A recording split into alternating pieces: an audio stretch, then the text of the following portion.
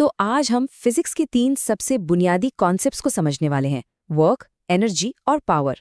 यही वो सिद्धांत है जो हमें बताते हैं कि चीज़ें क्यों और कैसे चलती हैं और बल कैसे काम करते हैं। चलिए इसमें थोड़ा गहराई से उतरते हैं। आज की हमारी चर्चा को हमने 5 हिस्सों में बांटा है।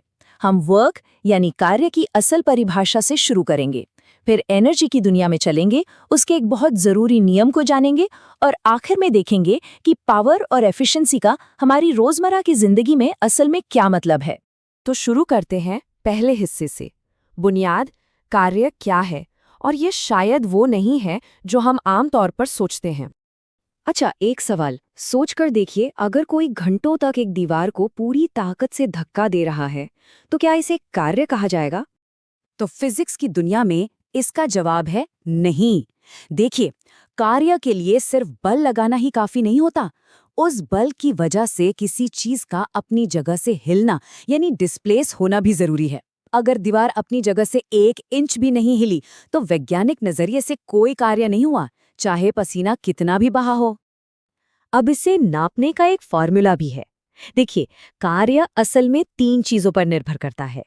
कितना बल यानी फोर्स F लगाया गया, वो चीज कितनी दूर यानी डिस्टेंस D तक गई, और सबसे जरूरी, किस एंगल पर बल लगाया गया।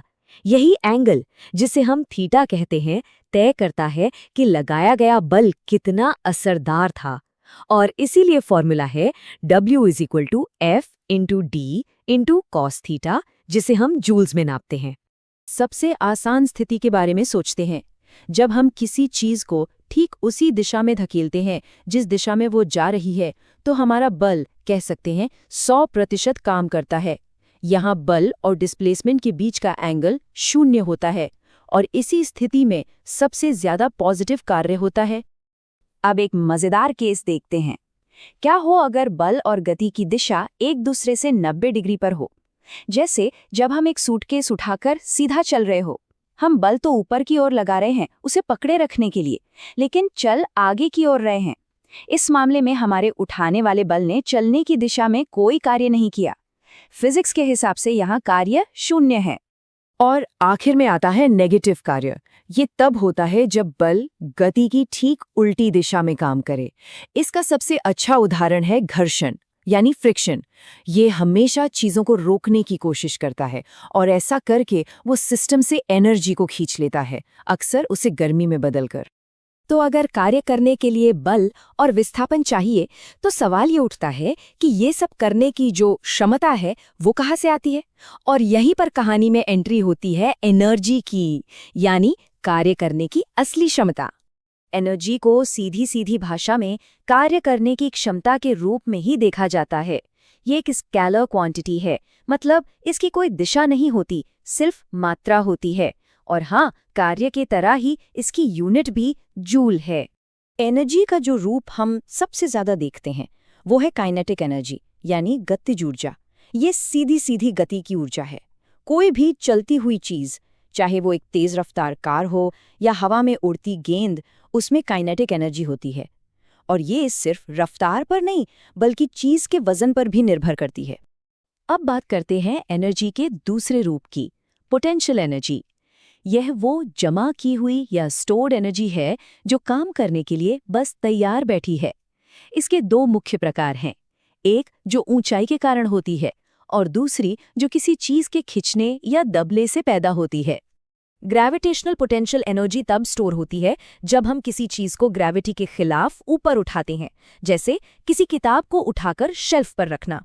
ये जो हमने काम किया, यही उस किताब में एनर्जी बनकर स्टोर हो जाता है। बिल्कुल वैसे ही जब किसी स्प्रिंग या रबर बैंड को खींचा या दबाया जाता है तो उसमें भी एनर्जी स्टोर हो जाती है। इसे हम इलास्टिक पोटेंशियल एनर्जी कहते हैं, और जैसे ही हम उसे छोड़ते हैं ये स्टोर्ड एनर्जी फौरन काइनेटिक एनर्जी में बदल जाती है। अब बात करते हैं एनर्जी के एक ऐसे नियम की जो कभी नहीं टूटता, एक ऐसा नियम जो हर चीज को कंट्रोल करता है। एक रोलर कोस्टर की कल्पना करते हैं। जब वो अपने सबसे ऊंची चोटी पर होता है, बिल्कुल टॉप पर, तो एक पल के लिए लगभग रुक सा जाता है। उस एक पल में उसकी काइनेटिक एनर्जी लगभग 0 होती है, लेकिन उसकी पोटेंशियल एनर्जी सबसे ज्यादा होती है। और फिर जैसे ही वो नीचे की ओर आता है उसकी ऊंचाई कम होने लगती है और वो सारी की सारी पोटेंशियल एनर्जी काइनेटिक एनर्जी में बदलने लगती है। और सबसे निचले पॉइंट पर पोटेंशियल एनर्जी सबसे कम हो जाती है और काइनेटिक एनर्जी अपने पीक पर। और ये हमें फिजिक्स के सबसे बड़े नियमों में से एक पर ले आता है, law of conservation of energy. ये नियम कहता है एनर्जी को ना तो बनाया जा सकता है और ना ही नष्ट किया जा सकता है, यह सिर्फ एक रूप से दूसरे रूप में बदलती है। उस रोलर कोस्टर में भी पोटेंशियल एनर्जी काइनेटिक एनर्जी में बदली, लेकिन दोनों का कुल जोड़ हमेशा एक जैसा रहा। ठीक है, तो हमने वर्क और एनर्जी को समझ लिया, लेकिन असल दुनिया में सिर्फ काम करना ही काफी नहीं होता। ये भी तो मायने रखता है कि काम कितनी तेजी से होता है और कितनी अच्छी तरह से। और यहीं पर पावर और एफिशिएंसी का खेल शुरू होता है।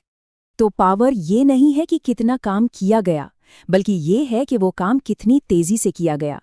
यानी ये काम करने या एनर्जी ट्रांसफर होने की दर है। इसकी यूनिट वॉट है, जो कि 1 जूल प्रति सेकंड के बराबर है। पावर के उदाहरण तो हमारे चारों तरफ हैं। एक लाइट बल्ब की वॉट रेटिंग बताती है कि वो कितनी तेजी से बिजली इस्तेमाल कर रहा है।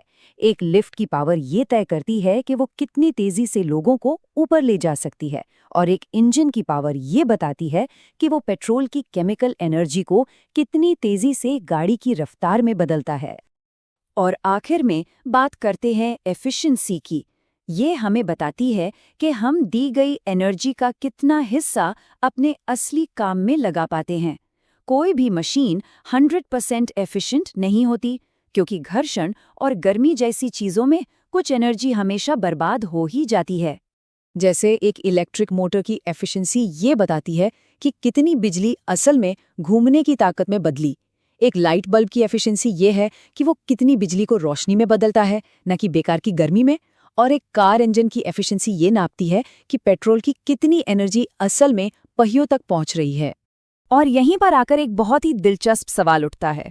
अगर एक कार का इंजन सिर्फ लगभग 30% ही एफिशिएंट है, तो बाकी की 70% एनर्जी आखिर जाती कहाँ है? इसका जवाब एनर्जी के उन्हीं रूपों में छिपा है जिन्हें हम अक्सर नजरअंदाज कर देते हैं, जैसे इंजन से निकलने वाली गर्मी और उसकी आवाज। सोचने वाली बात है ना?